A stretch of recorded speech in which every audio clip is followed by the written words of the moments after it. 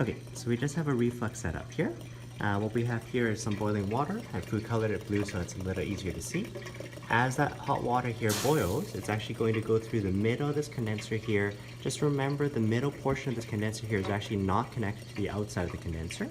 The outside of the condenser here is actually hooked up. There's an input valve here from just a cold water tap. It's coming through. I'm running the cold water at the bottom so that this hot gas here is cooled down sort of early on. That cold water gradually fills up the outer walls of this condenser here, and before it starts overflowing, it actually goes out this other tube here just into the sink. What we do here is we're just boiling it away here. This hot gas here starts going upwards, evaporating here. It encounters the condenser, which should be really, really cool, relatively speaking. And what's going to happen here is we should actually have a little bit of distillate, a little bit of that water that had previously boiled, it had recondensed, and it's falling back into this hot water flask at the bottom. Okay. Remember, we can do this for, say, primary alcohols.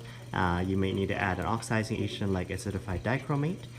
First, it will oxidize through the aldehyde stage and then eventually the carboxylic acid. Because we're not interested in stopping at the aldehyde stage here, we're just going to let the oxidation happen, in this case simulated by this boiling water here. We just let it cycle, boil, condense, over and over again here so that this thing here fully eventually oxidizes to form the carboxylic acid. Secondary alcohol in comparison, you can do it via distillation or even a reflux, but because it is secondary, holding on to two other carbons, the carbon skeleton doesn't break, so the more oxidized, fully oxidized functional group that we have for secondary alcohol ends up being a ketone. Okay. So again, that there is a sample of a reflux setup. Thanks guys.